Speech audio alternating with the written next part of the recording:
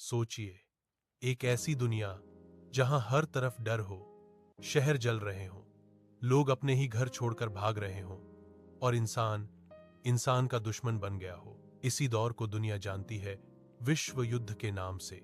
यह कहानी सिर्फ लड़ाई की नहीं है, यह कहानी है सत्ता की भूख की, गलत फैसलों की और उस नफरत की जिसने पूरी दुनिया को तबाह कर दिया।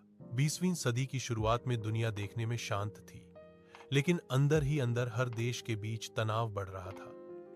खासकर यूरोप में हर देश चाहता था कि उसकी सेना सबसे बड़ी हो, उसका दबदबा सबसे ज्यादा हो और वही दुनिया को चलाए। देश तेजी से हथियार जमा कर रहे थे। नई बंदूकें, तोपें, युद्धपोत और लाखों सैनिक तैयार किए जा रहे थे।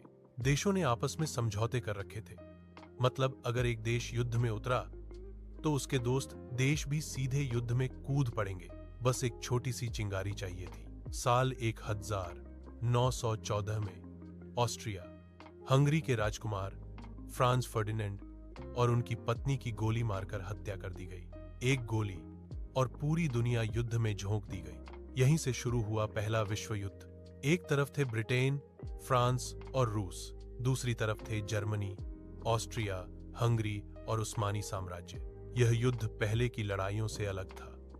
सैनिक खुले मैदान में नहीं, बल्कि जमीन के अंदर गहरी खाइयों में महीनों तक फंसे रहते थे।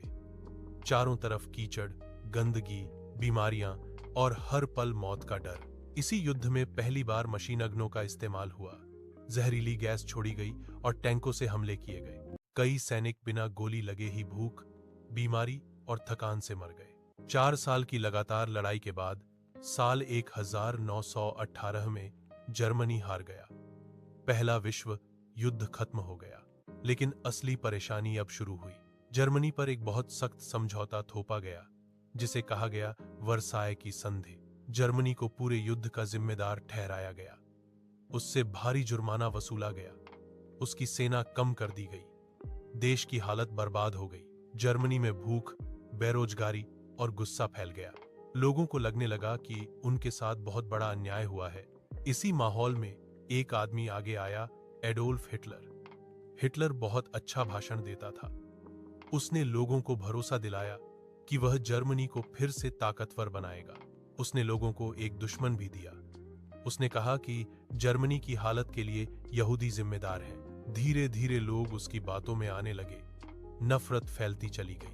साल 1939 में हिटलर ने पोलैंड पर हमला कर दिया और शुरू हुआ दूसरा विश्व युद्ध। एक तरफ थे जर्मनी, इटली और जापान, दूसरी तरफ थे ब्रिटेन, फ्रांस, सोवियत संघ और बाद में अमेरिका।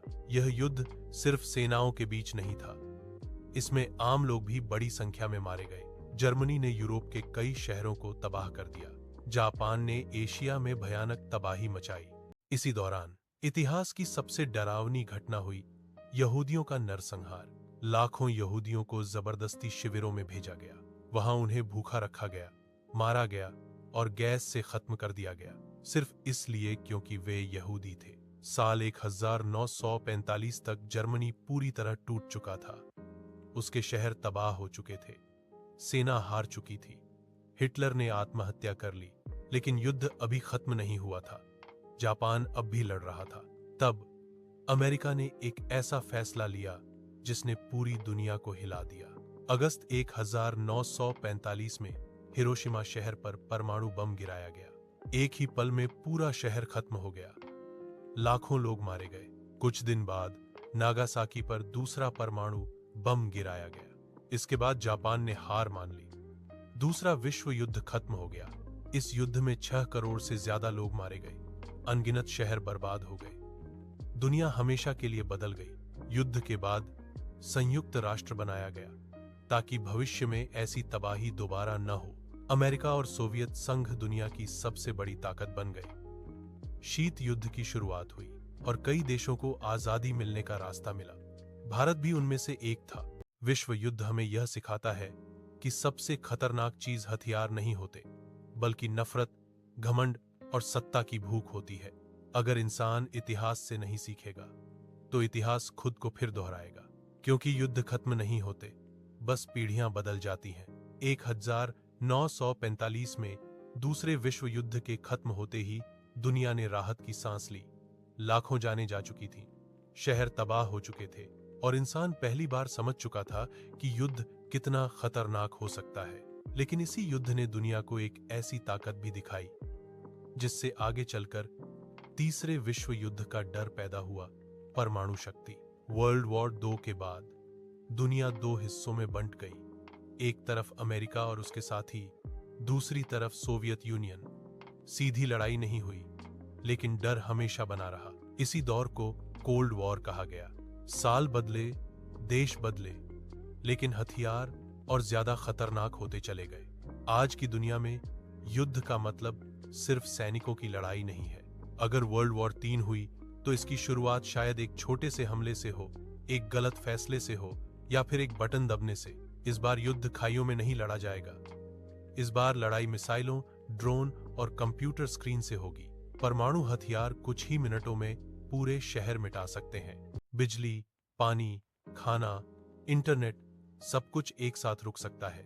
और हमेशा की तरह सबसे ज्यादा नुकसान किसी नेता को नहीं होगा, बल्कि आम इंसानों को होगा। बच्चे, परिवार और वो लोग जिनका युद्ध से कोई लेना देना नहीं।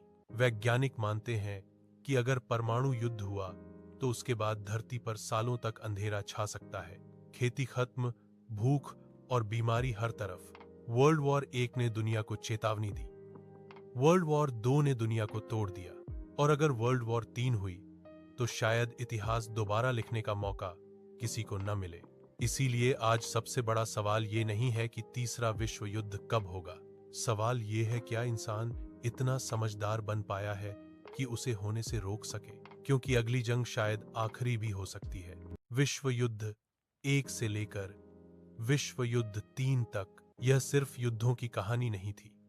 यह कहानी थी गलत फैसलों की, ताकत के लालच की और इंसानियत की परीक्षा की। अगर यह वीडियो आपको थोड़ा सा भी सोचने पर मजबूर करे तो समझ लीजिए यह डॉक्यूमेंट्री अपना काम कर गई।